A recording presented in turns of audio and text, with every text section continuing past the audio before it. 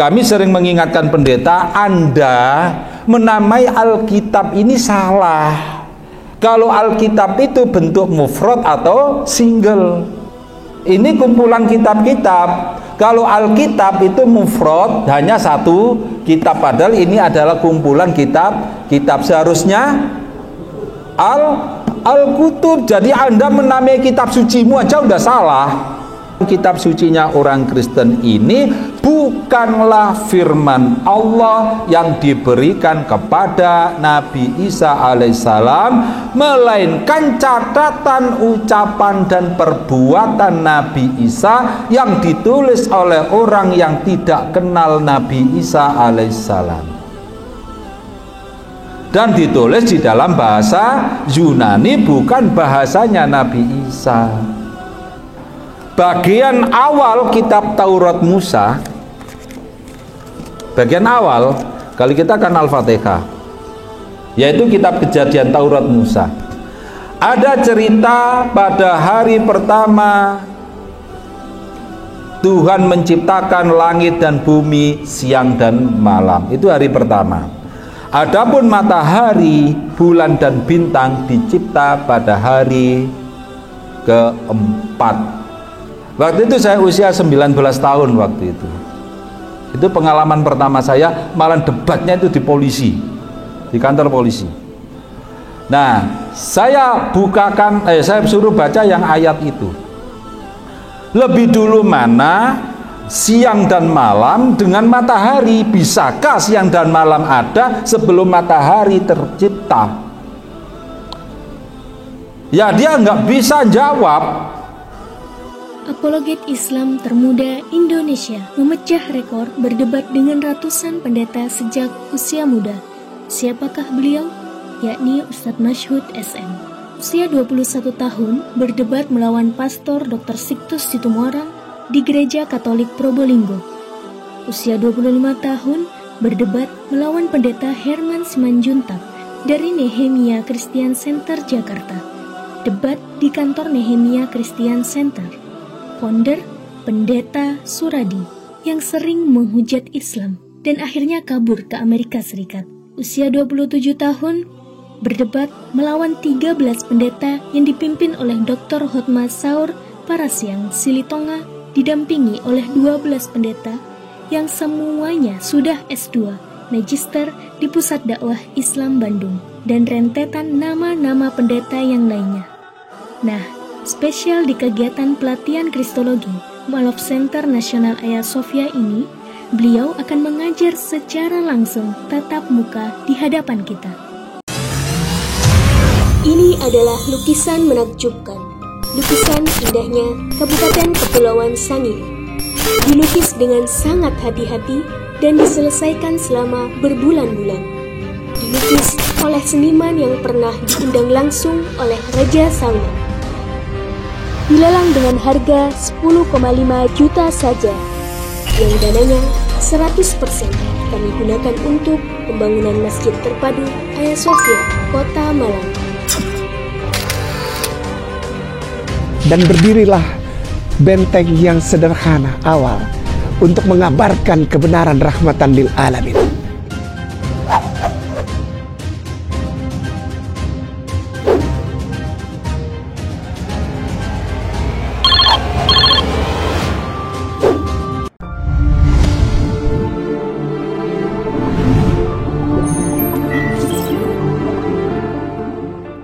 Kita akan mendengarkan pemaparan dari pemateri kedua, yaitu beliau adalah nama Ustadz Masyhud.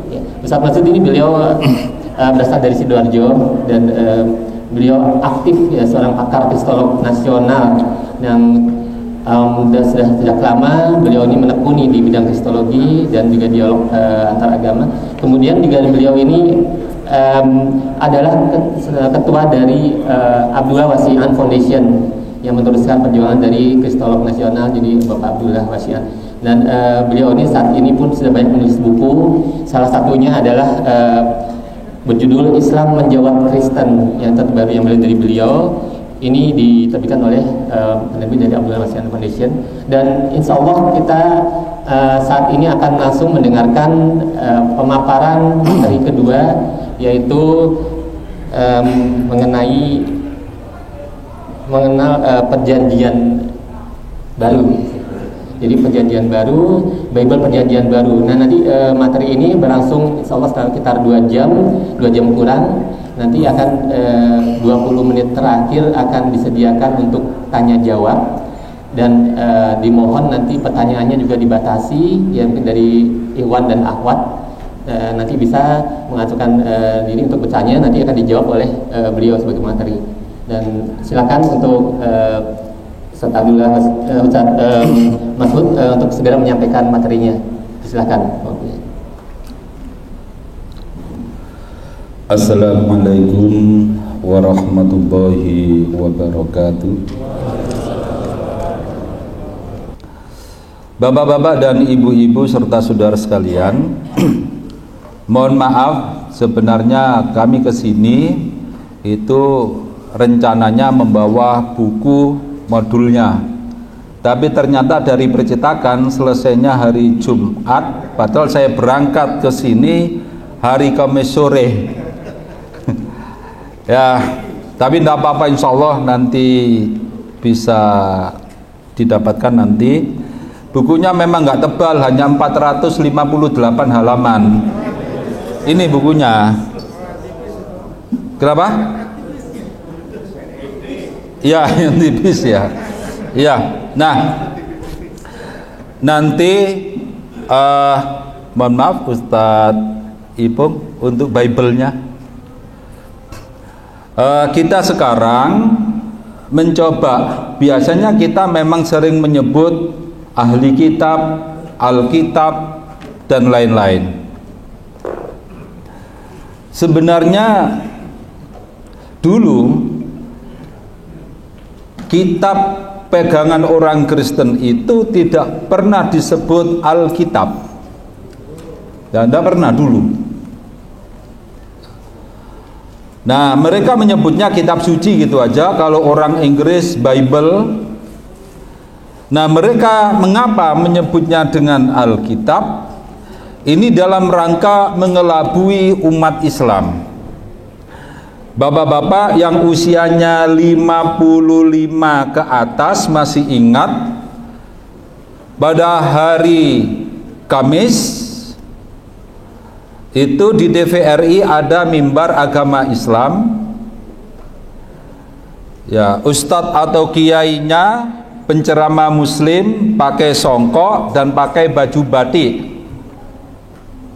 Nah, kalau yang hari Ahad, hari Minggu apa hari Ahad yang benar? Minggu itu apa artinya? Hah?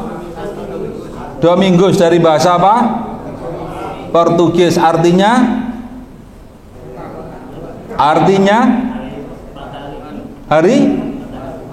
hari matahari, hari kelahiran Tuhan, Domingos, yang kemudian hari Minggu dijadikan sebagai hari penyembahan kepada Yesus, yang sebenarnya itu adalah hari yang otomatis kelahiran anak dewa matahari. Makanya bahasa Inggrisnya hari Minggu itu apa? Sunday. What is the meaning of Sunday? Hari matahari. Kalau Monday, moon, bulan, berarti hari kelahiran bulan, dan seterusnya. Nah, kita perlu ingat, saat hari Ahad, penceramah dari Kristen, sang pendeta pakai jas apa pakai baju batik dulu? Pakai kopiah? Enggak. Tapi setelah tahun 79 barulah dalam rangka melakukan pemurtatan bahasa Indonesia. Dulu kata di dalam buku bukan memakai pendahuluan tapi pakai ma makna muqaddimah. Nah, Al-Jabar Kita masih ingat Aljabar, tapi adik-adik kita sekarang udah tidak kenal lagi dengan Aljabar, pokoknya matematik. Kan gitu. Al-Khawarizmi, bapak matematika modern dan bapak astronomi modern, ya, seorang ulama muslim, diakui oleh dunia sebagai bapak matematika modern. Bahasa Inggrisnya algoritma. Di Indonesia dulu algoritma, sekarang dimurtadkan jadi logaritma, lam ta'rifnya hilang. Betul ya? Itu cara-cara mereka. Nah, kemudian dulu di perangkat kampung atau desa ada yang namanya pejabat desa bayan, betul ya? Sekarang dihilangkan. Jadi istilah-istilah yang berasal dari bahasa Arab yang masuk dalam kosakata bahasa Indonesia berusaha dihilangkan sejak menterinya siapa dulu? Tahun 77? Menteri Daud Yusuf, Dewan Pakar Central Strategies and International Studies atau CSIS, kan gitu. Jadi ada upaya memang memurtadkan bahasa Indonesia. Kalau Rasulullah pernah mengingatkan kita, la tattabi'unna sinina allazina min qablikum shibran bi shibrin. Terus wadiro'a bidiro'in, terus walau dakhalu fi khuzritobin la ittaba'tumuhum. Hati-hati ya. Kamu nanti akan mengikuti pemikiran, peradaban, tata cara, kebijaksanaan, budaya, adat yang dilakukan oleh mereka sejengkal demi sejengkal, sehasta demi sehasta. Meskipun mereka masuk ke lubang biawak pun, niscaya kamu akan mengikuti mereka. Nah, kemudian yang namanya kitab suci, gitu aja. Nah, bagaimana untuk mengelabui umat Islam? Karena di dalam Al-Quran surat Al-Baqarah ayat 2 bunyinya, Dzalikal kitabu la raiba fihi hudal lil muttaqin. Itulah kitab Al-Qur'an, atau itulah Alkitab. Yang dimaksudkan Alkitab di sini adalah Al-Qur'an, yang tidak ada keraguan padanya, petunjuk bagi orang yang bertakwa. Nah, kemudian mereka mengubah yang dulunya hanya ditulis kitab suci, kemudian bahasa Indonesianya sekarang Alkitab. Nah, mereka kemudian dengan mudah untuk mengelabui umat Islam itu, karena di Al-Quran disebut Alkitab, dzalikal kitab. Dan orang-orang Yahudi serta Nasrani biasanya kita sebut Ahlul Kitab. Dan kemudian seakan-akan ini menjadi konvensi nasional, kita pun ikut-ikutan menyebut Alkitab bagi kitab sucinya orang Kristen. Nah, mungkin ada yang komplain, untuk apa sih kita belajar kristologi? Untuk apa kita ini mempelajari kitab sucinya orang Kristen? Oh, kitab sucinya sendiri Al-Quran nggak pernah dipelajari, ya kan? Nah, kita mengkaji kristologi, terutama kitabnya orang Kristen ini, karena banyak ayat-ayat Al-Quran yang menjelaskan, ya, di antaranya Al-Baqarah ayat 79 itu bagaimana bunyinya?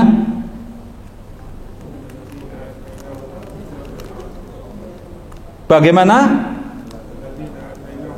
Oh, itu kan 114 ya. Bagaimana bunyinya? Fawailul lilladzina yaktubunal kitaba bi aydihim thumma yaquluna hadza min indillahi liyashtaru bihi samanan qalila. Betul ya? Terus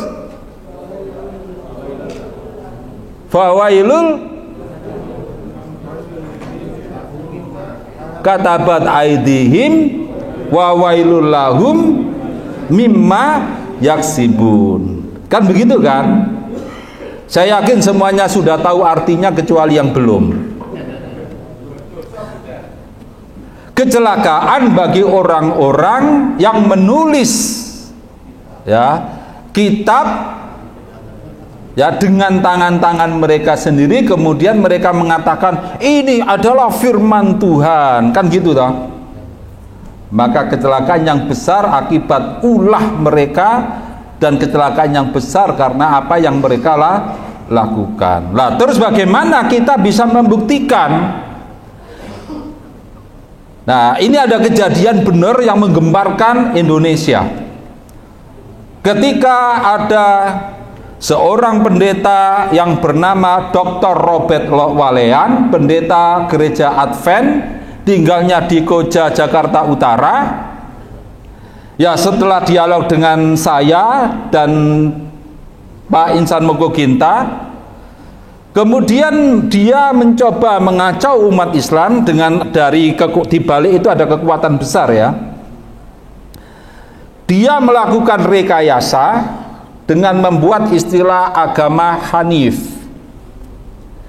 Yang kemudian ada salah seorang bernama Ahmad Musadik yang mengaku telah bertapa di Gua Bunder, Gunung Bunder ya. Sebelah mana itu? Nah, itu ya. Gunung Salak sini ya. Ya, di Gua Gunung Bunder. Terus katanya mendapatkan wahyu dan mengklarifikasi, mengkonfirmasi kalau dia itu mendapatkan wahyu kepada ahli kitab. Siapa ahli kitab yang dimaksud oleh Ahmad Musadik? Yaitu Dr. Robert Walean itu. Nah, di antaranya adalah pada surat Al-Baqarah ayat 4, mereka mengatakan umat Islam tidak hanya harus beriman kepada Al-Quran, tapi juga harus beriman pada kitab-kitab sebelumnya. Betul ya?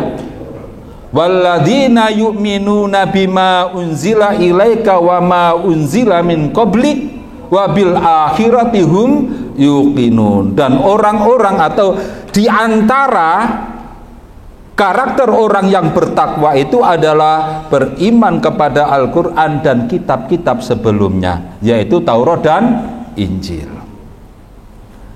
Nah, begitu pula pendeta Rifai Burhanuddin. Namanya Rifai Burhanuddin. Itu dia hidup sekitar tahun 1960-an. Saya belum lahir, tapi saya sudah baca bukunya. Mohon maaf bapak-bapak dan ibu-ibu, saya dialog dengan pendeta waktu itu pertama kali justru di kantor polisi. Ya, tahun 1988. Saya masih kecil imut-imut, sekarang sudah tua amit-amit. Nah, coba sekarang mengapa anggota Gavatar atau Al-Qiyadah yang nabi palsunya bernama Ahmad Musadik itu mampu memurtadkan ribuan umat Islam? Karena apa? Nah, di samping memakai ayat itu yang juga dilakukan oleh pendeta Rifai Burhanuddin, nah, sang pemuka dari Gavatar atau Al-Qiyadah, ya, di samping pakai ayat Al-Baqarah berapa tadi? Ayat 4, bukannya itu 9 ya, yang ayat 4, juga memakai Ali Imran ayat 3 dan 4.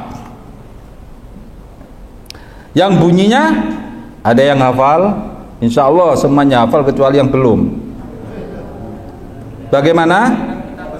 Kitabun anzalnahu nazzala alaikal kitaba bil haqqi musaddiqal lima baina yadayhi wa anzalat taurata wal injil min qablu hudal linnas. Dipotong sampai di situ. Yang artinya kami menurunkan Al-Quran kepadamu wahai Muhammad dengan hak yang membenarkan kitab-kitab sebelumnya, dan Allah menurunkan kitab Taurat dan Injil yang sebelum Al-Quran menjadi petunjuk bagi manusia. Lah berarti umat Islam di samping beriman pada Al-Quran juga harus beriman kita pada kitab Taurat dan Injil. Kitab Taurat dan Injil itu mana Bibelnya? Enggak ada. Oh, perjalanan, oke. Kitab Taurat dan Injil itu ada pada kitab suci kami. Ya, umat Kristen itu di dalam Bible yang perjanjian lama ada kitab Taurat, yang di perjanjian baru ada kitab Injil. Nah, terus bagaimana kita membantahnya? Oh, kitab Tauratmu, kitab Injilmu itu palsu. Kan begitu? Maka pendeta membalik. Kalau Anda mengatakan kitab Taurat yang ada pada kitab kami dan kitab Injil yang ada pada kitab kami dinyatakan palsu oleh Anda, tunjukkan mana yang asli. Kita tolak-toleh. Jangankan kitab Injil, wong kitab Al-Qur'annya jarang disentuh. Na'udzubillah min dzalik. Nah, itu cara mereka. Sehingga anggota Gavatar ini atau Al-Qiyadah ini akhirnya menerima itu. Ya kan? Menerima yang Injil pada kitab suci mereka itu. Nah, setelah membuka diri menerima, terus diajari apa yang terjadi. Dibukakan Al-Quran surat Al-Fathu ayat 1 dan 2. Ada yang hafal bunyinya? Inna fatahna fatham mubina liyaghfira lakallahu ma taqaddama min dzambik wa ma ta'akhkhara. Insya Allah tahu artinya kan? Nah, di situ disebutkan, ya, artinya sesungguhnya kami, yakni Allah, membuka kepadamu kemenangan kepadamu wahai Muhammad dengan kemenangan yang nyata.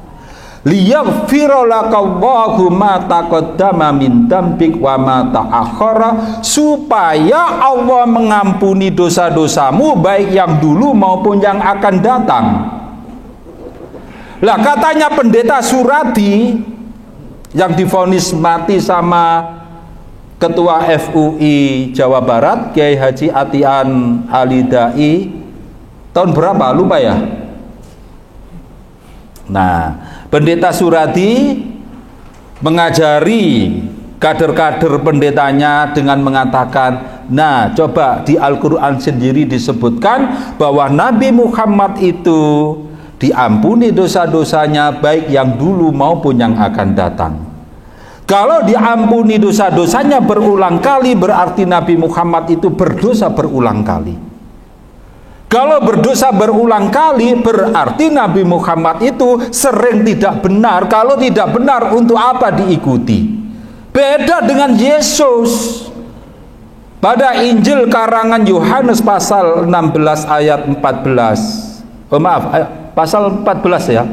Yang berbunyi, akulah jalan kebenaran dan hidup, dan tidak ada yang sampai pada Tuhan Bapa kecuali harus melalui aku. Jadi tidak ada satu-satunya jalan keselamatan kecuali Yesus. Jadi Yesus itulah jalan keselamatan, bukan Nabi Muhammad. Lah, katanya pendeta yang mengaku keturunan Nabi Muhammad, pendeta Markus Margianto, terus memakai nama Ali Makhrus At-Tamimi. Memang dia orang Arab ya, keturunan Arab. Fam Tamimi. Ada yang Fam Tamimi di sini? Tidak ada ya. Nah, dia mengatakan kalau Nabi Muhammad itu mesti, kalau disebutkan Nabi Muhammad, umat Islam menyatakan gimana? Sallallahu alaihi atau sallallahu ala Muhammad. Apa artinya? Ya Allah, anugerahilah keselamatan kesejahteraan kepada Rasulullah Muhammad Sallallahu Alaihi Wasallam. Kalau umat Islam disebutkan kata Nabi Isa, apa doanya? alaihissalam. Apa artinya alaihissalam? Padanya keselamatan. Diakui oleh umat Islam bahwa Nabi Isa Yesus adalah juru selamat karena disebutkan alaihissalam, padanya keselamatan. Itu cara-cara mereka. Itulah mengapa kita harus mempelajari Kristologi, bukan untuk menjadi Kristen. Meskipun tampak seperti orang Kristen, tidak apa-apa. Soalnya saya itu berulang kali dianggap pastor. Ya. Oh ya, makasih. Waktu saya di Jerman, di Swiss, dianggap orang Kristen. Ya, nanti ada cerita tersendiri masalah sunat. Gara-gara saya dianggap pastor, temannya Franz Dahler. Ya, ketemu lagi di Swiss, malah nggak di Indonesia. Dulu dia tugasnya di Semarang. Namanya Franz Dahler. Bukunya yang diterbitkan di Canisius Yogyakarta, Asal dan Tujuan Manusia dan Teori Evolusi, yang berbahasa Jerman, The Indozeller. Itu yang dibedah buku waktu di KBRI Indonesia di Bern, Swiss. Ketepatan waktu itu saya ada di situ. Nah, itu cara mereka. Nah, kalau seandainya kemudian kita tidak mau mengkaji ini, sama saja kita tidak mau mendapatkan penjelasan tentang surat Al-Baqarah ayat 79 tadi. Nah, ini. Nah, jadi sebenarnya ini kitab sucinya orang Kristen. Ya, sekarang tulis Alkitab, dulu kitab suci itu ya. Itu memang kalau Alkitab berasal dari bahasa Arab. Ya, ada lam ta'rifnya atau kata sandang al.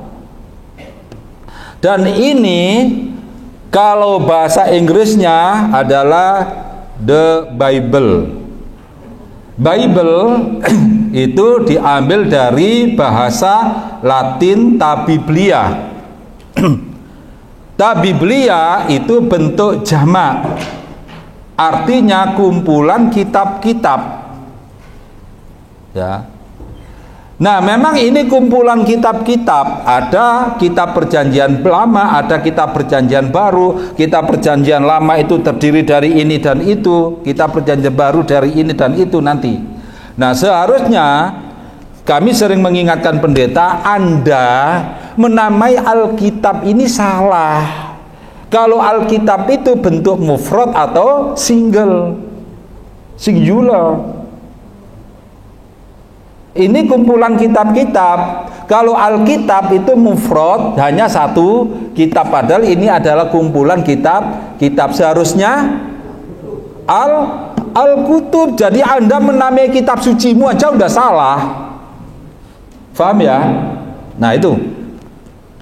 Nah, saya ringkas saja ini karena ada sekitar 175 slide ya.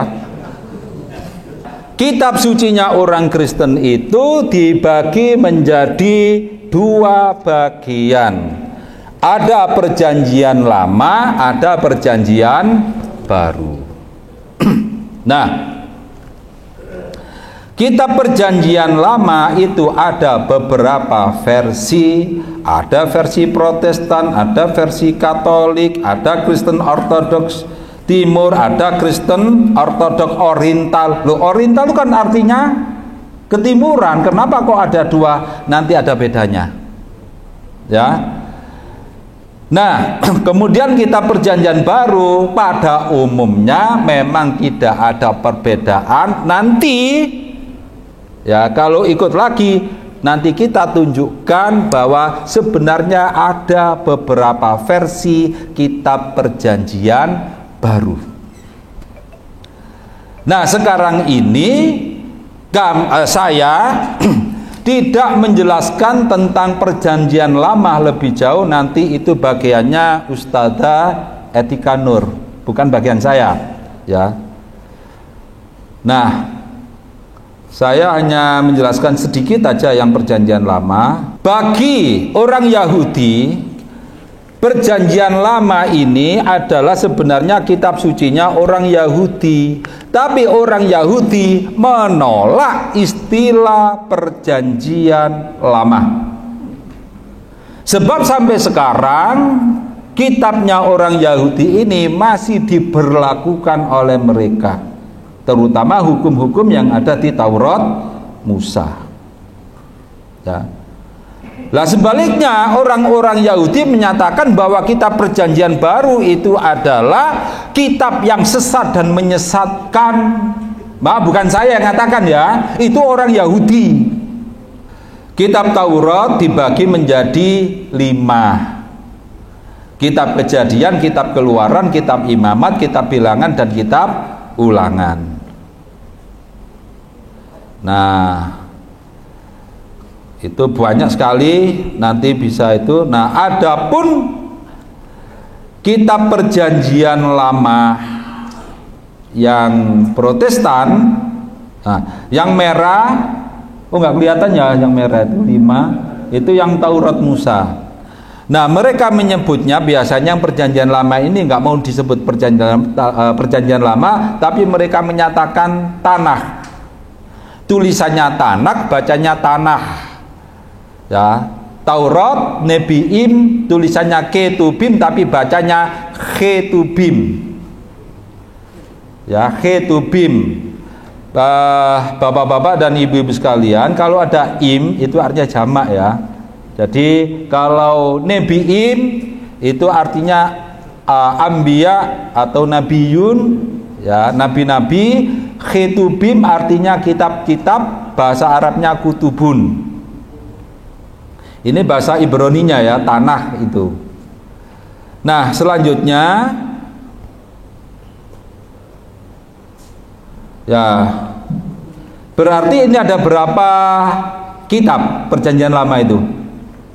Yang Protestan ada 39 apa 30? Ada 39. Itu milik Protestan. Kalau yang diakui oleh Katolik, di samping 39 kitab itu ditambahi kitab Tobit, Judit, Makabe 1, Makabe 2, Kebijakan Salomo, kitab Yesuf bin Sirak, dan kitab Baruch. Makanya bapak-bapak dan ibu-ibu serta adik-adik jangan tertipu. Biasanya kan kita terkadang bertanya kepada orang Kristen, apa sih bedanya antara Kristen Katolik dan Protestan? Biasanya mereka menjawab, ya sama, dalam Islam itu ada Muhammadiyah dan ada Nahdlatul Ulama. Jawabannya begitu. Bantah. Ya ndak bisa kalau NU, Muhammadiyah, Al-Irsyad, Persis, dan lain-lain. Kitabnya satu, Al-Quran itu ya sama, 30 juz. Tapi kalau Katolik dan Protestan beda.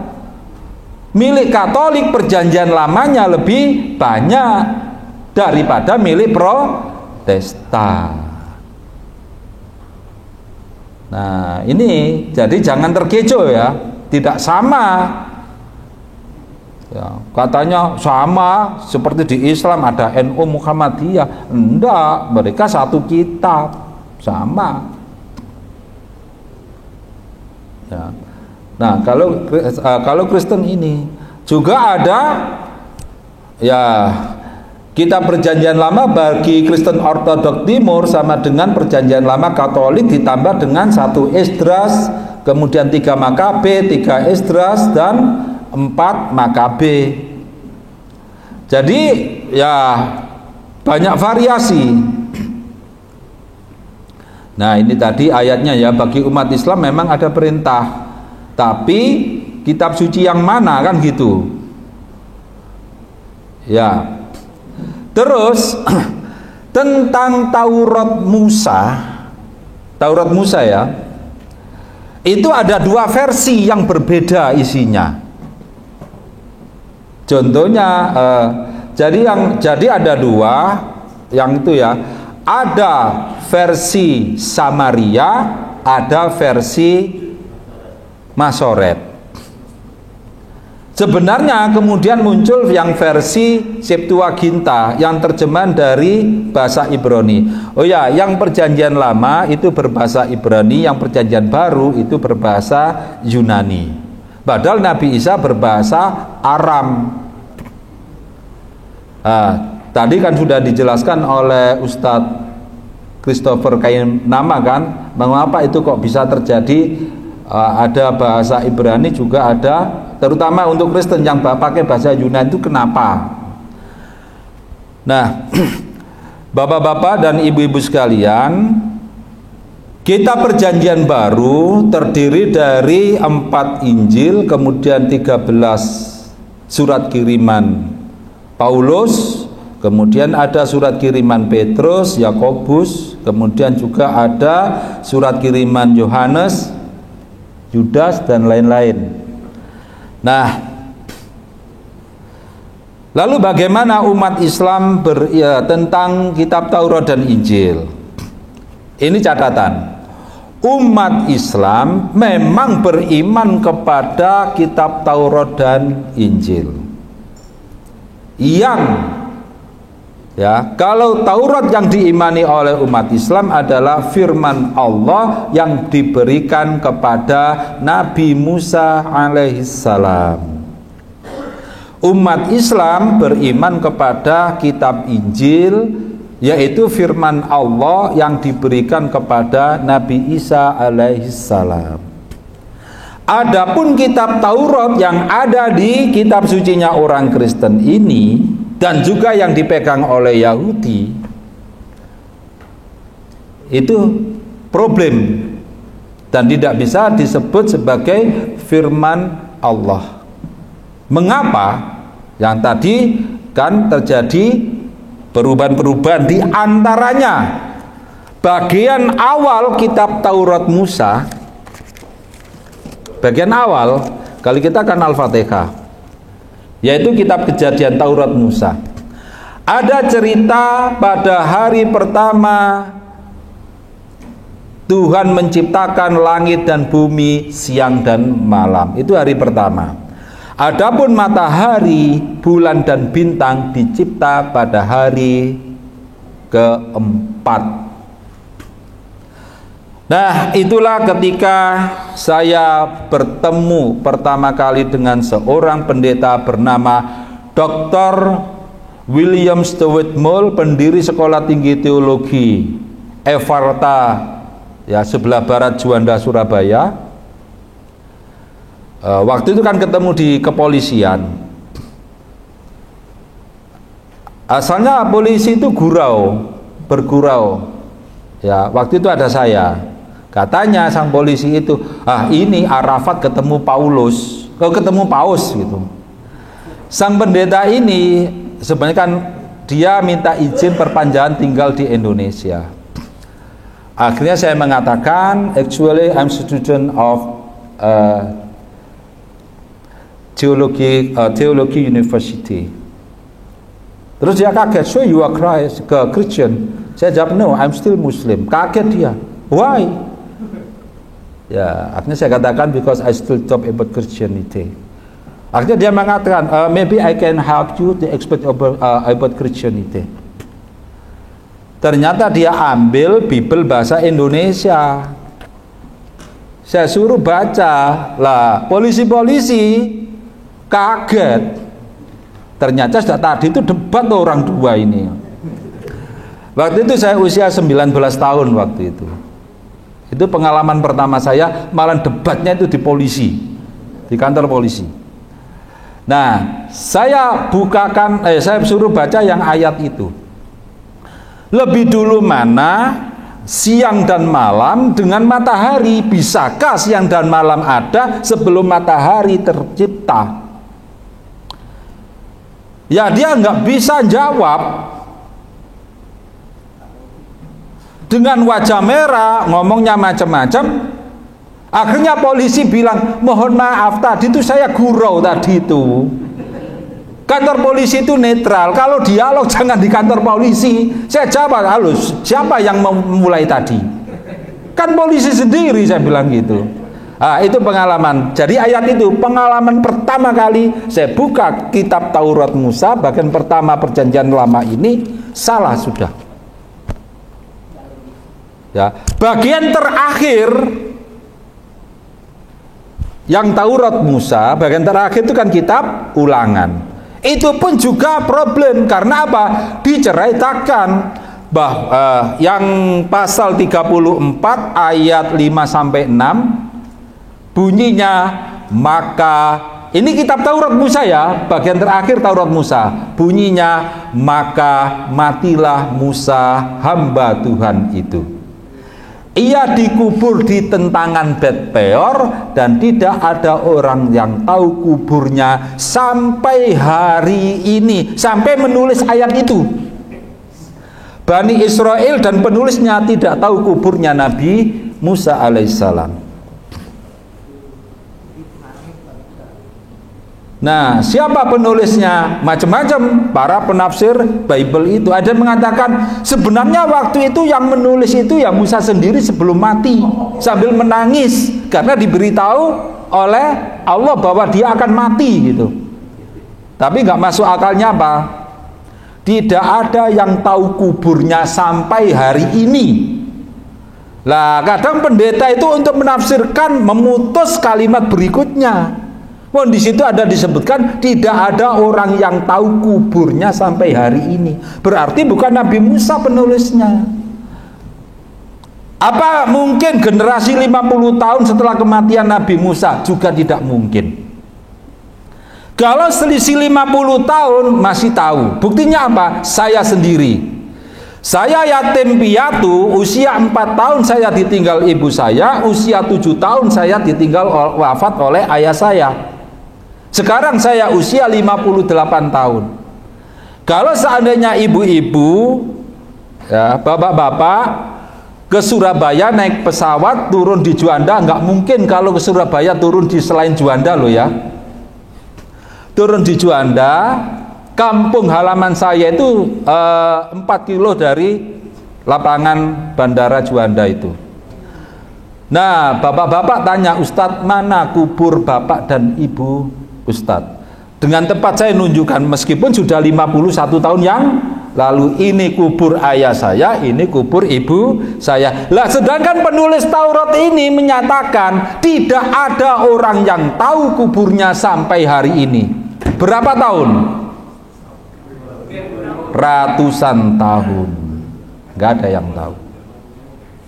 Itu pun terjadi perselisihan antara versi Samaria dan versi Masoret, juga yang versi dari Dead Sea Scroll itu, naskah Laut Gulungan Mati.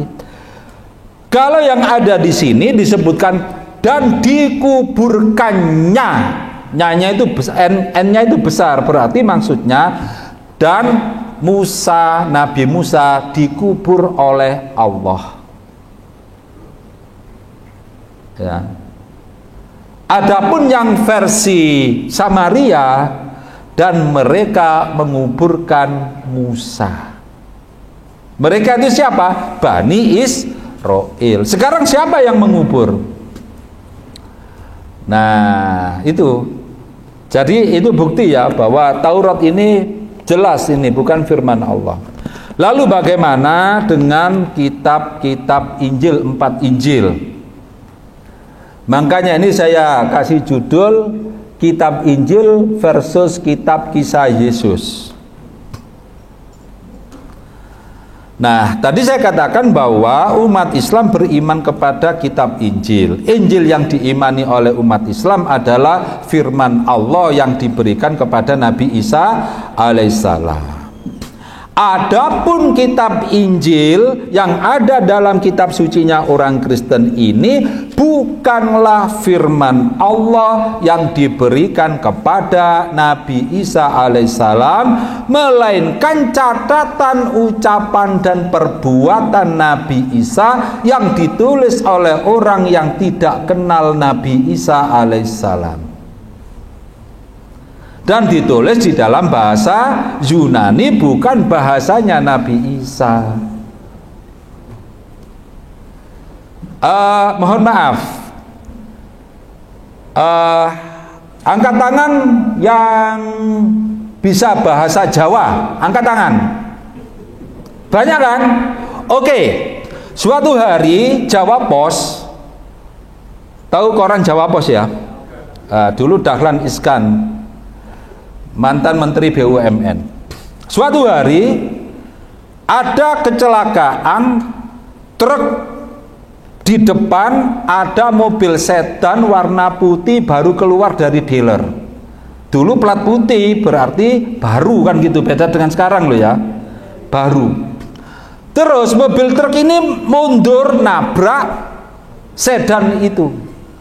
Wah, itu dibuatkan judul, kalau dibuat judul truk mundur nabrak sedan kan kelamaan. Kan gitu. Kemudian kan judul kan nggak boleh panjang-panjang kan, koran itu ditulislah dengan bahasa Jawa lebih pas. Apa itu? Sedan anyar kinyis kaunduran truk. Tolong terjemahkan ke bahasa Indonesia, sedan kaunduran truk, angkat tangan yang bisa.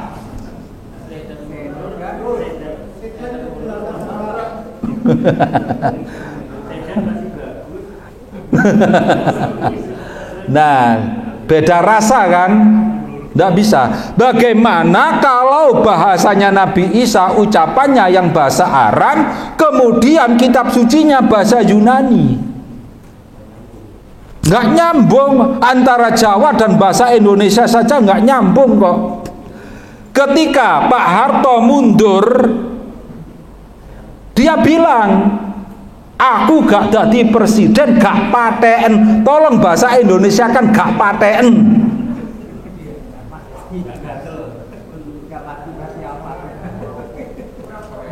Nah, akhirnya apa? Seorang wartawan Australia bertanya pada saya, Masud, what in English gak paten? Iya kan? Gak bisa. Nah, itulah sebenarnya nggak bisa, nggak nyambung bahasa Aram dengan bahasa Yunani itu, ya itu makanya udah jelas itu sudah. Nah, sekarang yang menjadi pertanyaan adalah di dalam Injil karangan Matius, Injil yang pertama kan tadi urutan pertama. Itu ada cerita Yesus menyebarkan Injil. Yang disebarkan Injil yang disebarkan Yesus ini, apakah Injil karangan Matius, Markus, Lukas dan Yohanes? Mustahil.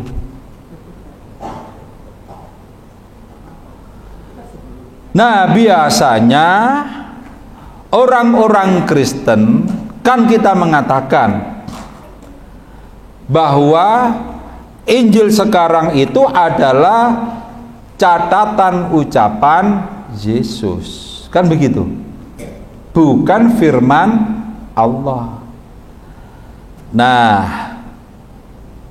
mereka menyatakan, mengapa orang Kristen menyebut catatan ucapan Yesus, Nabi Isa itu sebagai firman Tuhan? Karena Nabi Isa dianggap Tuhan, maka ucapan Nabi Isa dianggap firman Tuhan. Yang bahasa Inggrisnya gospel, singkatan dari gospel, ucapan Tuhan. Ini jadi perlu dipahami.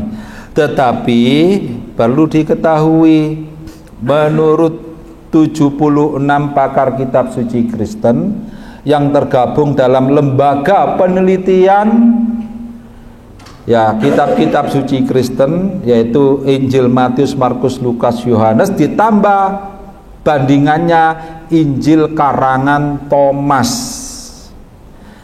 Ya, loh, mana tadi dalam 4 Injil nggak ada nama Injil Thomas? Iya, memang dianggap tidak sah oleh orang Kristen, atau disebut apokrip. Apokrip itu dalam bahasa Inggrisnya disebut hidden from people, disembunyikan dari manusia. Ya, tidak boleh dibaca. Loh, apa hanya Thomas saja yang nggak boleh dibaca? Banyak.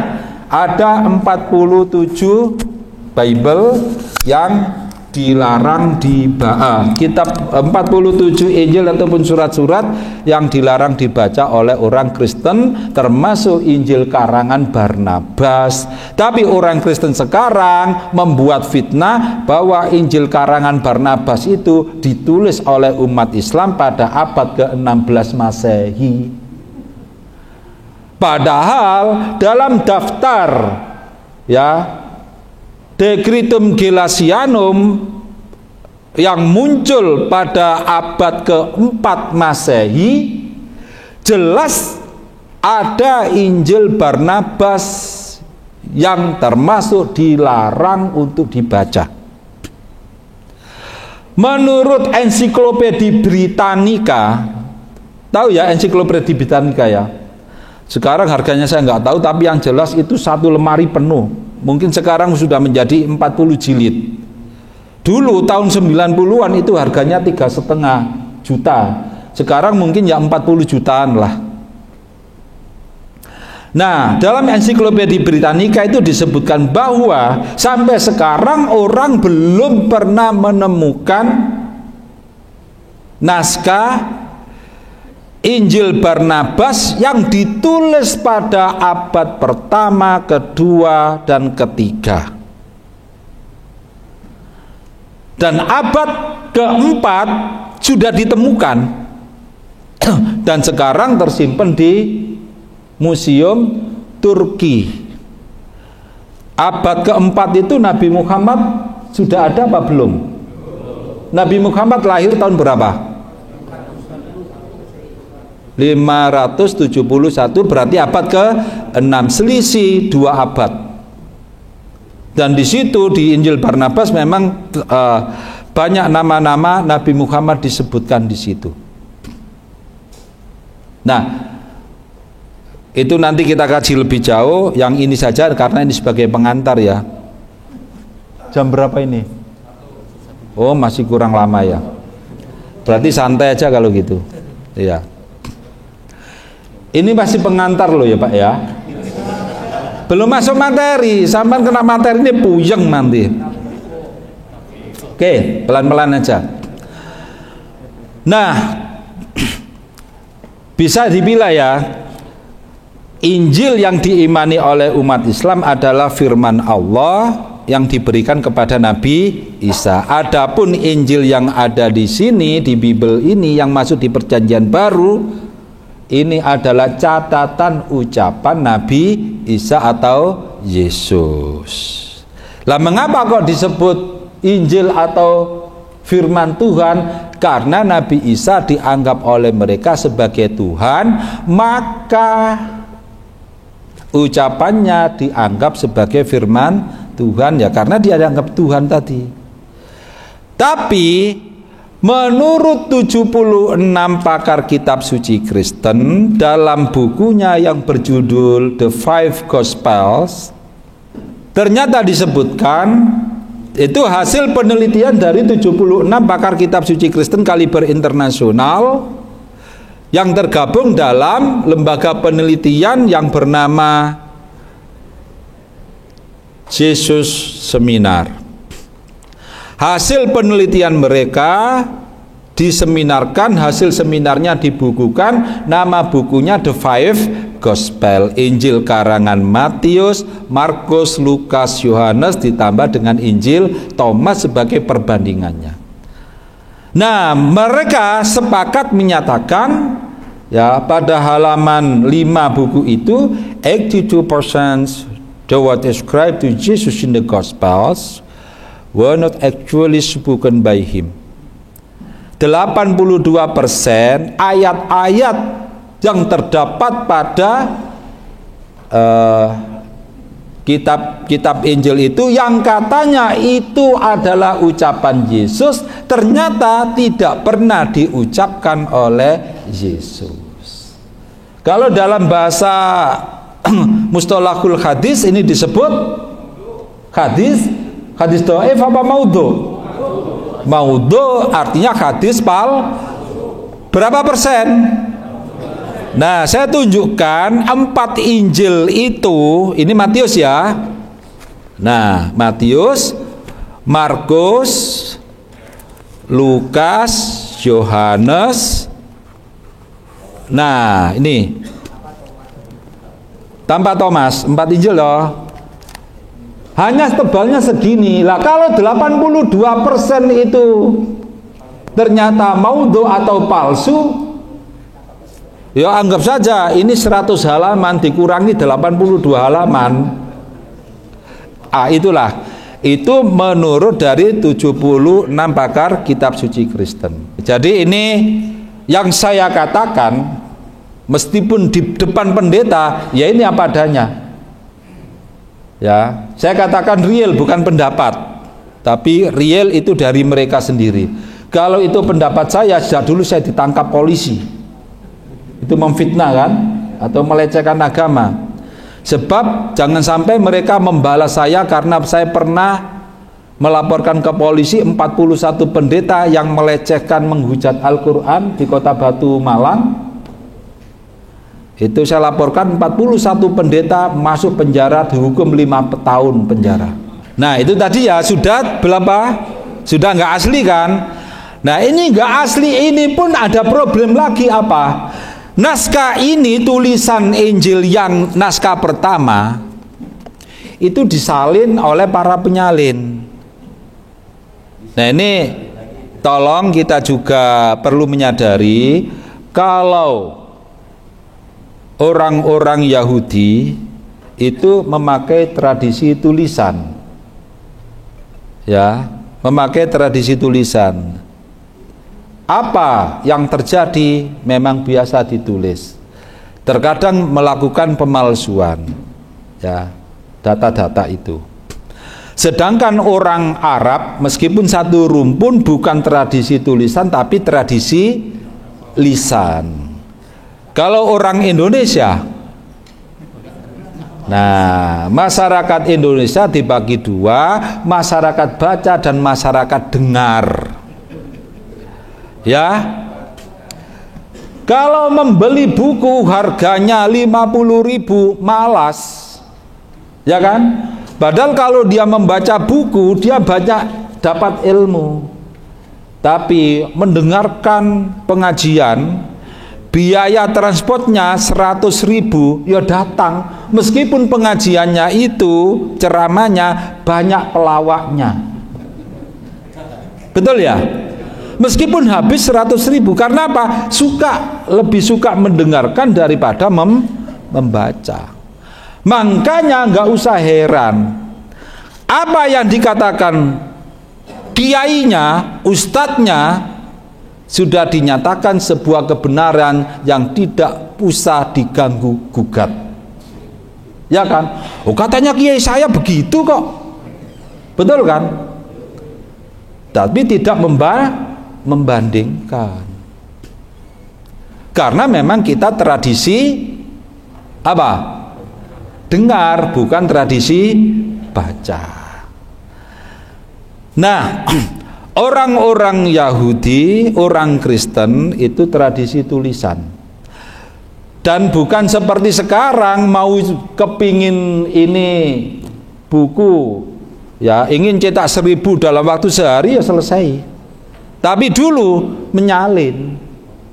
Lah terkadang ada bahasanya kitab suci, tahu apa Injil-Injil yang apa milik Kristen ini bahasanya kurang halus. Kan gitu. Akhirnya apa? Atau apa gitu kurang nyaman, diedit. Ya, diedit. Sehingga apa? Penyalin antara ya, penyalin dari naskah pertama, penyalin pertama dari salinan ini disalin oleh orang lain, ya kan? Dari salinan ini disalin oleh orang lain dari generasi yang berbeda. Akhirnya apa yang terjadi? Inilah yang dinyatakan oleh Bart Ehrman itu. Nah ini ya, gak usah saya baca, insya Allah semuanya sudah tahu bacaan Inggrisnya, tapi nggak tahu paham apa enggak. Nah, ini buku ini sudah diterjemahkan ke bahasa Indonesia, diterbitkan oleh ini Pustaka Gramedia ya. Jadi yang nerjemahkan ini bukan saya juga. Bahwa orang Kristen tidak memiliki naskah asli dari keempat kitab Injilnya ini. Juga tidak memiliki salinan naskah yang pertama. Juga tidak memiliki salinan naskah yang kedua.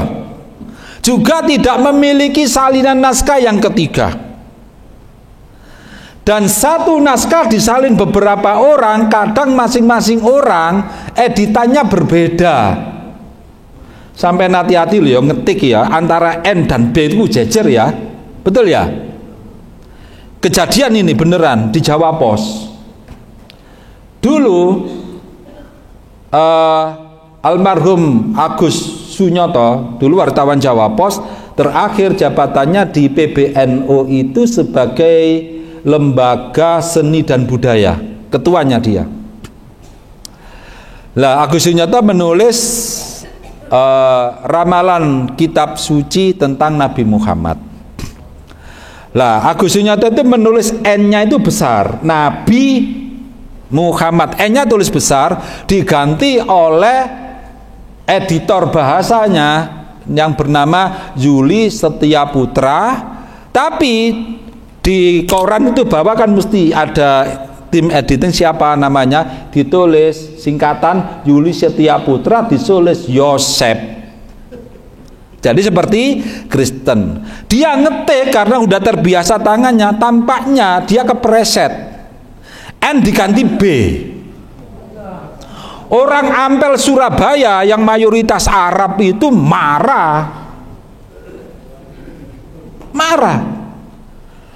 Nah itulah ya, itu salah ketik satu saja. Nah sedangkan ayat-ayat Bible itu diubah, diedit dan lain-lain, bahasa aslinya hilang udah. Meskipun sama-sama bahasa Yunani. Bisa dibayangkan ya. Nah, itu. Dan kemudian disebutkan di sini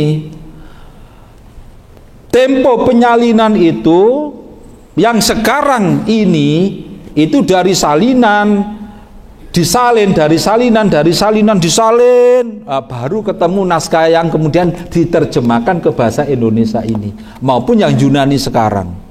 Dan ternyata apa?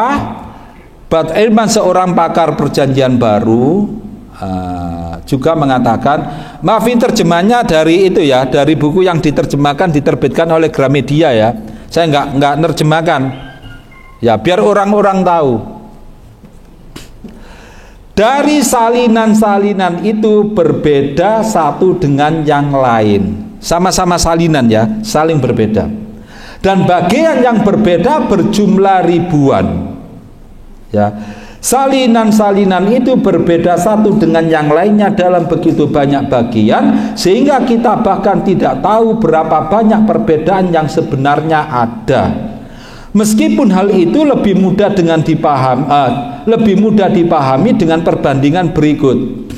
Jumlah perbedaan yang terdapat di antara manuskrip naskah-naskah kuno, ya, manuskrip kita lebih banyak daripada jumlah kata-kata dalam Perjanjian Baru.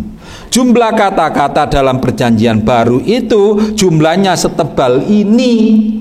Menurut Bart Ehrman ini jumlah perbedaannya lebih banyak daripada jumlah kata yang ada dalam Perjanjian Baru ini.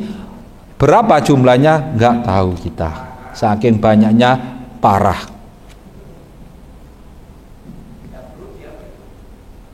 Kenapa? Oh iya.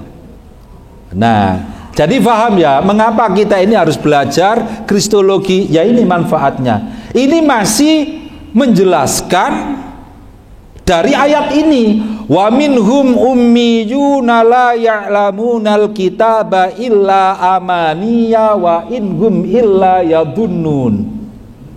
Mohon maaf bapak-bapak dan ibu-ibu, kalau sampean bingung tentang saya iki pendeta apa kiai, terserah wis. Ya. Fawailul lilladzina yaktubunal kitaba bi aidihim tsumma yaquluna hadza min indillahi liyashtaru bihi samanan qalila. Fawailul lahum mimma katabat aidihim wa wailul lahum mimma yaksibun. Tadi sudah saya jelaskan, hanya saja yang ayat 78 perlu kita koreksi artinya. Dulu terjemah Al-Quran dari Kemenak, dulu Depak ya, itu disebutkan dan dari mereka, kan gitu ya, dan dari mereka ada yang buta huruf. Kira-kira cocok nggak dengan naskah aslinya? Wa minhum ummiyuna.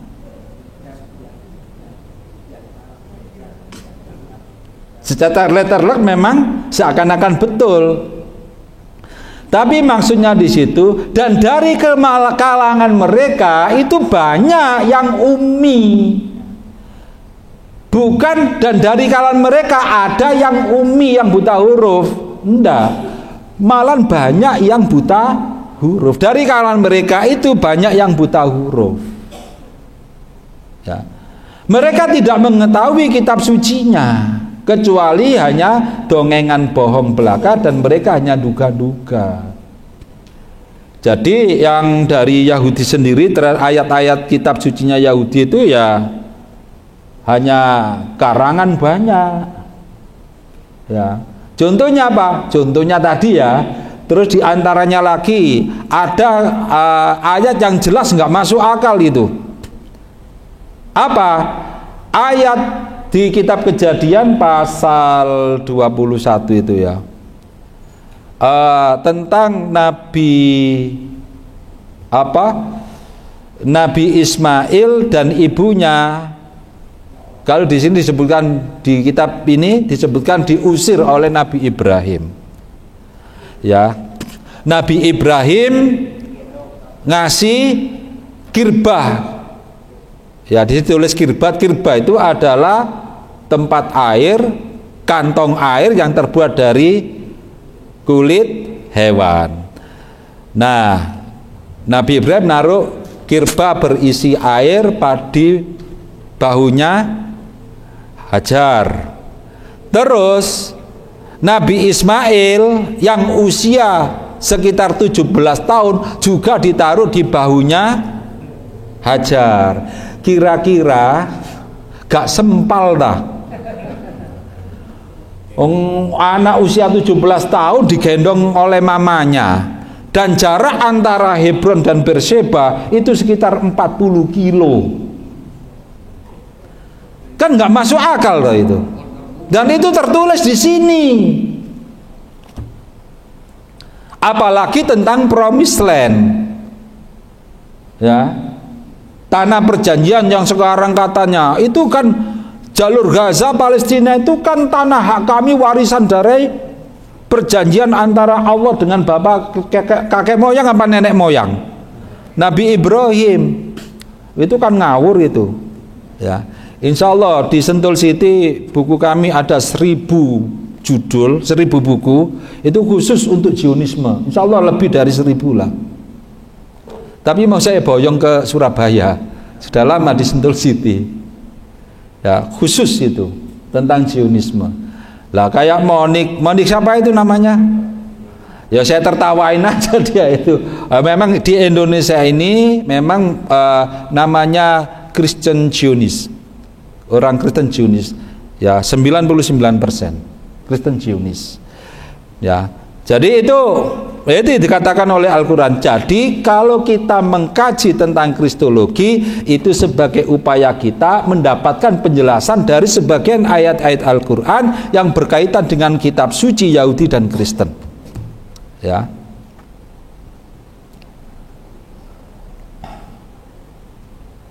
Nah,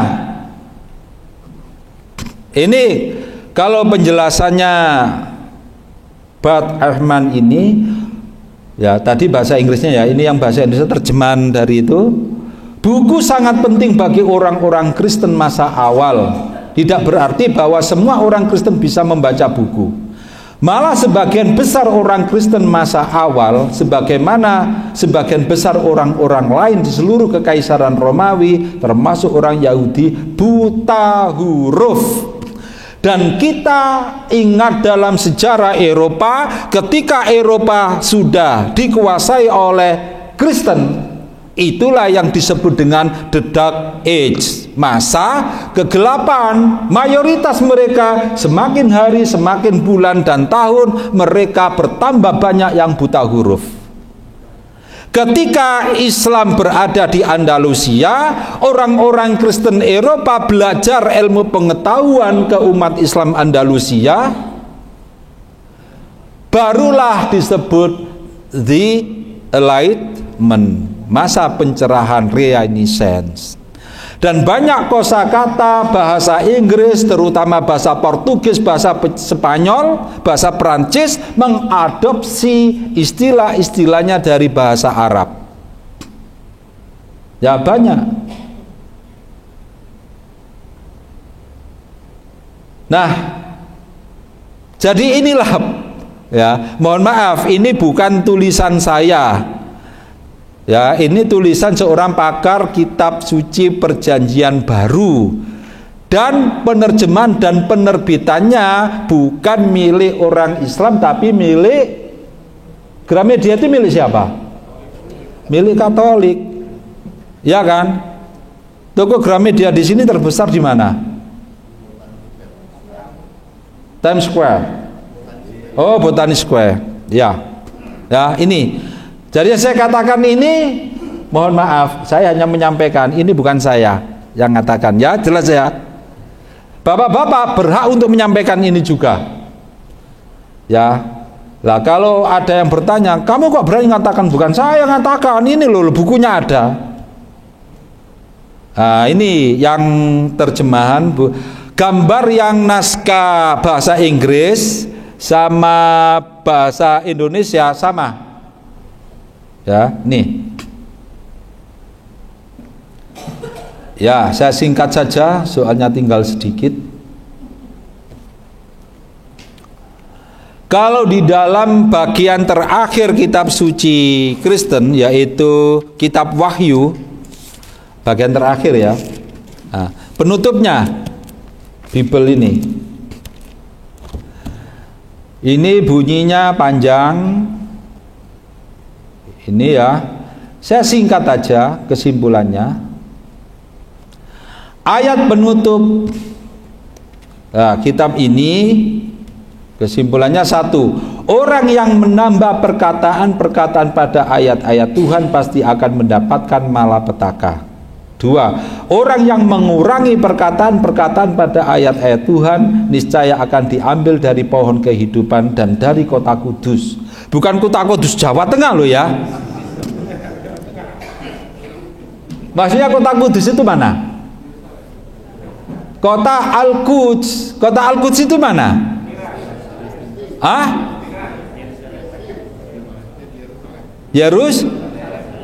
Yerusalem itu. Jangan sampai kita salah. Saya punya pembantu laki-laki di rumah. Nah, waktu foto KTP ya, pulang itu sambil tertawa-tertawa dia. Ya memang agak itu sedikit ya. Terus ditanya sama temannya, kamu dari mana? Oh, dari balai desa tadi. Banyak orang. Kenapa? Foto KTP. Sambil dia agak ngotot, foto KTP gimana? Foto kartu penduduk kok. Nah, jadi kalau saya atau teman-teman menyebut Al-Quds, memang orang-orang Kristen menyebutnya Yerusalem. Orang Yahudi juga begitu sama. Dan itu sebagai kota suci. Di Al-Quran juga diakui di surat apa itu? Isra. Surat Isra ayat berapa?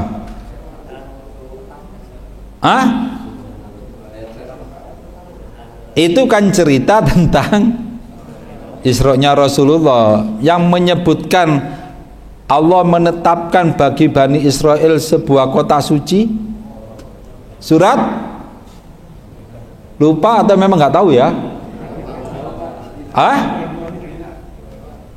Surat Al-Maidah ayat 21. Nabi Isa, Allah mengkisahkan kepada kita, Nabi Isa menyatakan pada Bani Israel, ya qaumi dkhulul ardhal muqaddasatal lati kataballahu lakum wala tartaddu ala adbarikum fatanqalibu khasirin. Betul, ayat 21. Ya, terjemahkan sendiri ya, tapi yang jelas itu ada. Nah, jadi ini ya bukan kota Kudus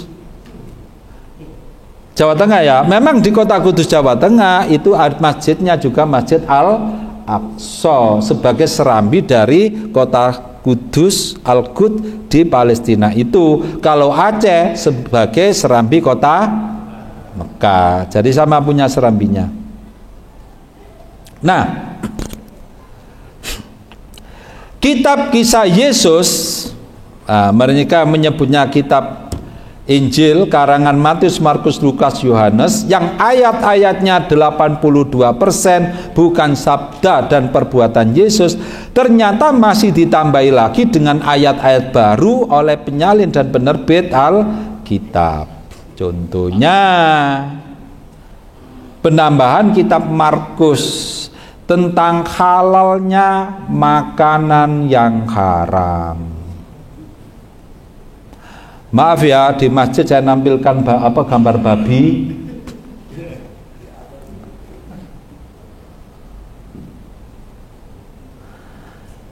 Nah, dalam Taurat Musa, yakni pada kitab Imamat pasal 11 ayat 7, dan demikian juga babi, itu terjemahan bahasa Indonesia yang lama pakai dan demikian juga babi, sekarang ditambahi dan demikian juga babi hutan.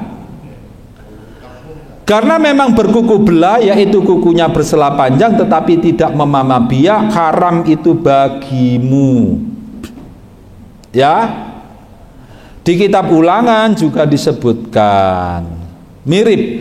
Juga babi, karena memang berkuku belah tetapi tidak memamah biak, haram itu bagimu. Daging binatang-binatang itu janganlah kamu makan dan janganlah kamu terkena bangkainya.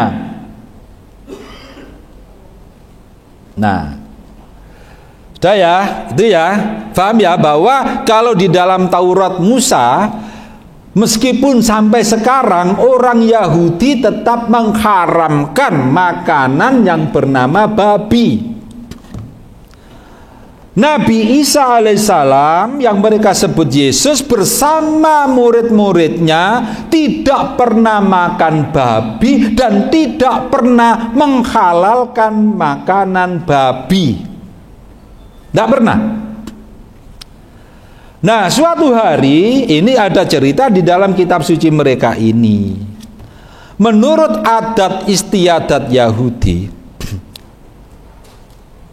ya, makanan yang halal disentuh oleh tangan najis. Tangan najis itu maksudnya adalah ketika mau makan tidak dibasuh dulu, tidak dicuci dulu.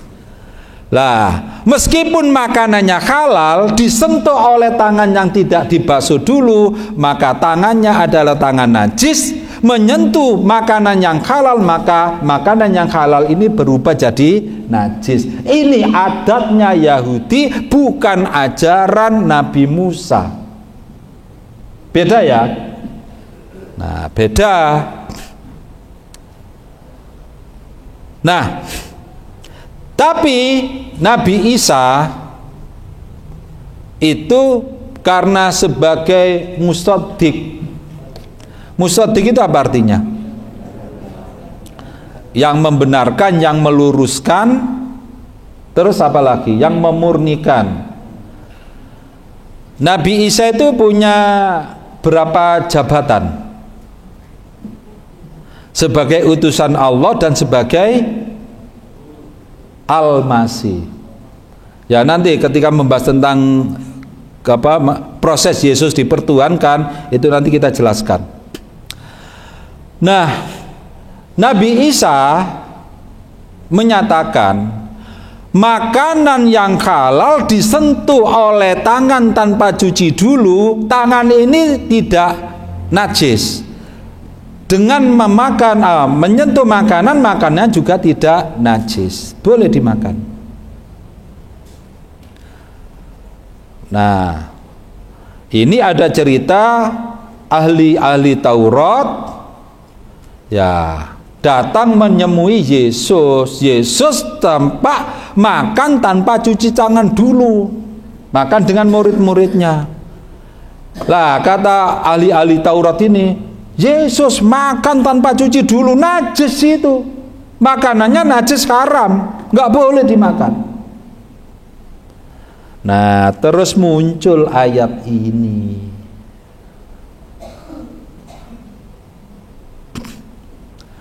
Apakah kamu juga tidak dapat memahaminya? Tidak tahukah kamu bahwa segala sesuatu dari luar yang masuk ke dalam seseorang tidak dapat menajiskannya?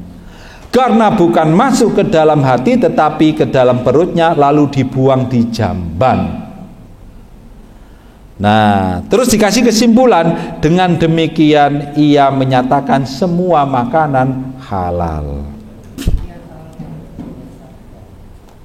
Nah, dan ini terus terang amat sangat mustahil ini diucapkan oleh Nabi Isa. Sebab apa? Satu, tadi kan tradisi Yahudi adalah urusan tangan yang tidak dibasuh. Terus ini ada kata-kata yang salah. Apa? Tidak tahukah kamu bahwa segala sesuatu dari luar, termasuk bangkai, termasuk air comberan, air got, termasuk baygon, ya kan?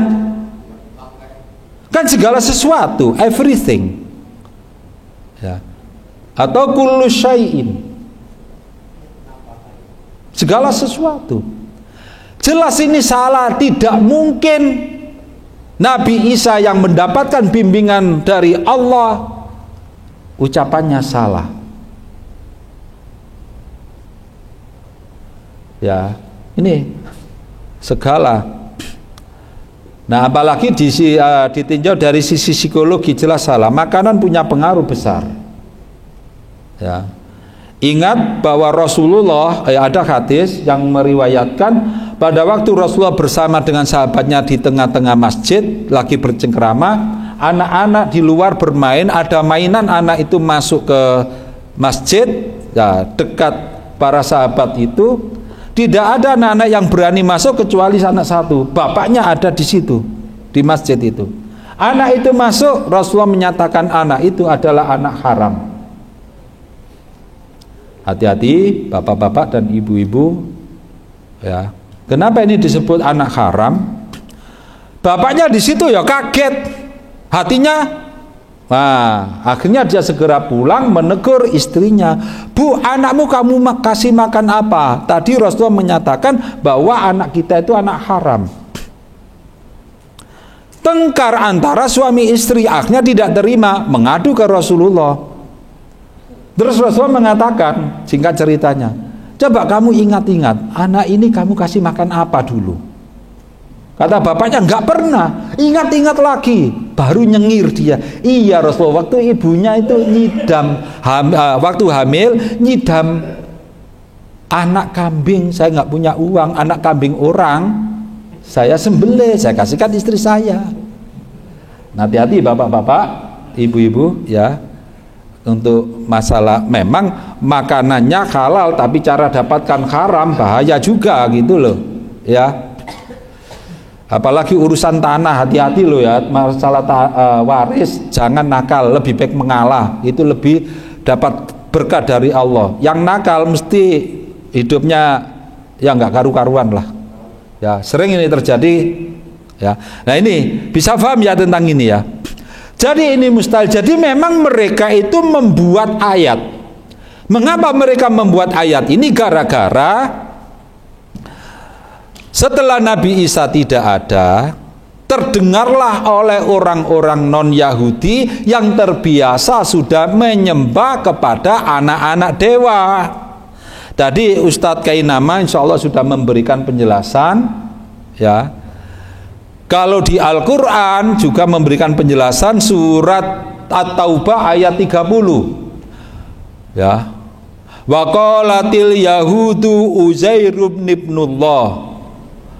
Terus wa qalatin nasara al-masih ibnullah. Dzalika qauluhum bi afwahihim yudahiuna qaulal ladzina kafaru min qabl. Qatalahumullahu anna yufakun. Orang-orang Yahudi mengatakan Uzair adalah putra Allah, orang Kristen menyatakan bahwa Al-Masih adalah putra Allah. Itulah ucapan mereka yang asal bunyi, ya. Yudahiuna qaulal ladzina kafaru min qabl. Mereka itu meniru, mewarisi, melestarikan keyakinan, ucapan, pernyataan orang-orang kafir purba, ya kan? Tadi Ustadz Kainama kan juga menjelaskan bahwa agama Kristen itu sebenarnya pengaruh dari ajaran-ajaran apa?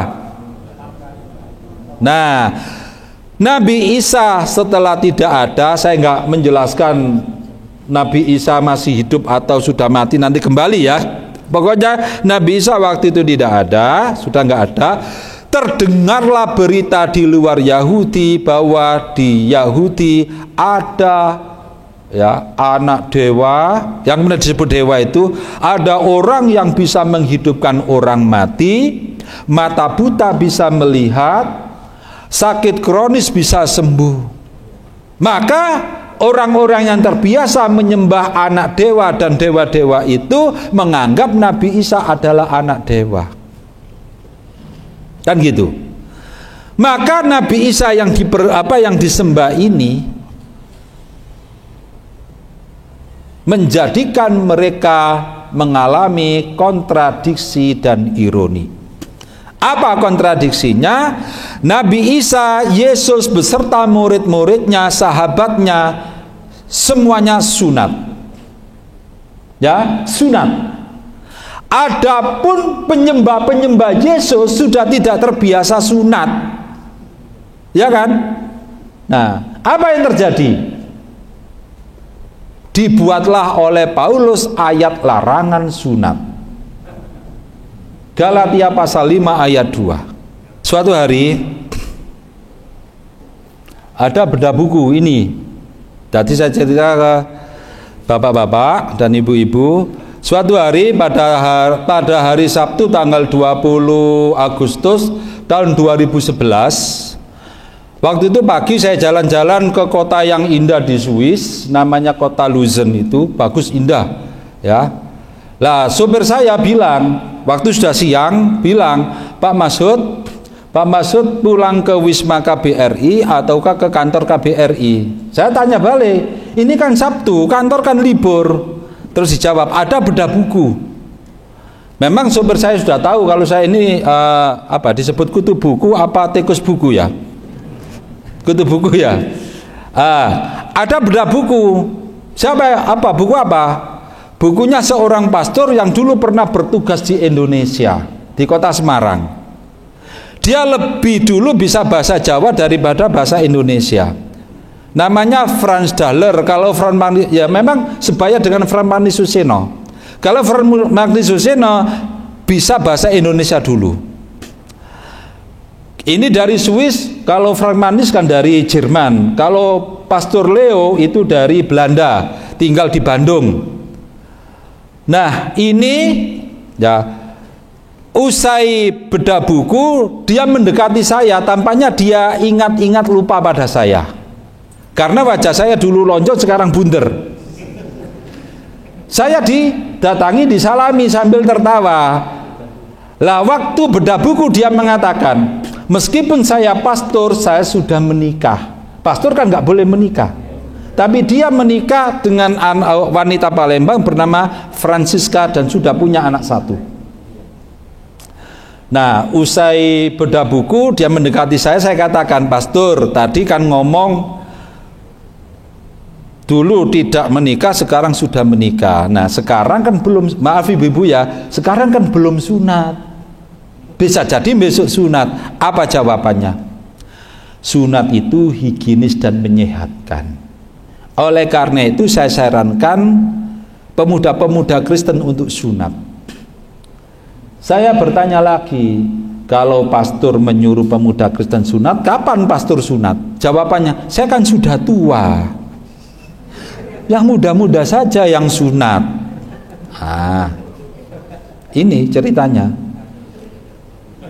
Akhirnya apa? Akhirnya saya katakan, kalau pemuda-pemuda Kristen sunat, pasti mereka sudah tidak dijamin oleh Yesus untuk masuk surga. Kaget dia, wajahnya merah dan mengatakan, "Kalau kamu mengatakan gitu, argumenmu apa?"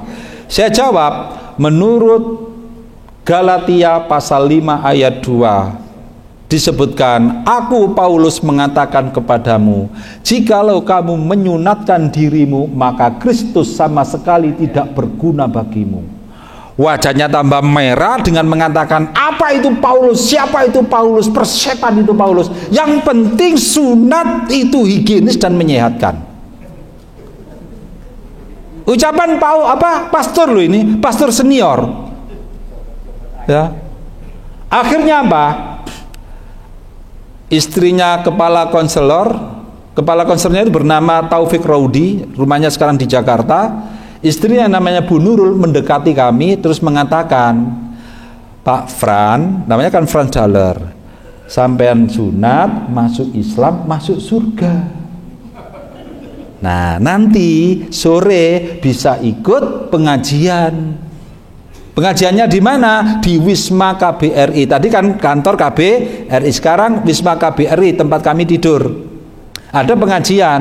Nah, ini pengajiannya. Ini seorang pastor ikut pengajian.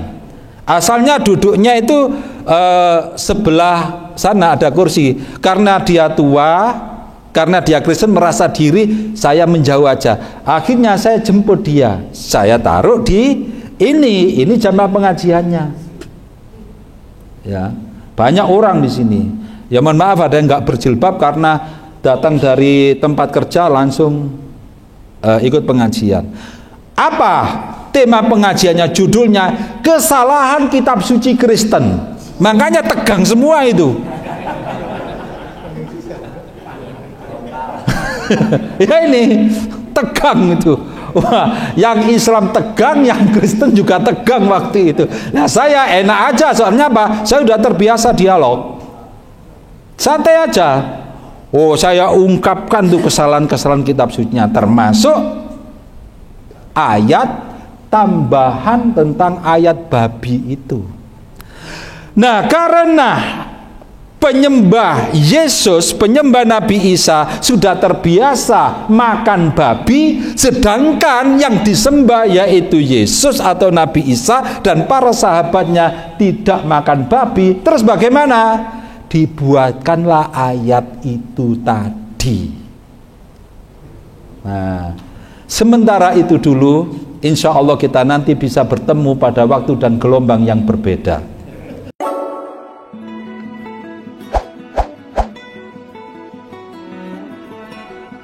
Wah, apa tuh Pak Ustadz? Parfum Hagia Sophia, aromanya aroma Eropa. Oh, cakep nih Pak Ustadz. Iya. Dari depannya packagingnya bagus, di dalam juga tuh keren banget. Hagia Sophia Alexandria. Ini izin ya Pak Ustadz ya, saya buka ya. Tangan dulu ya.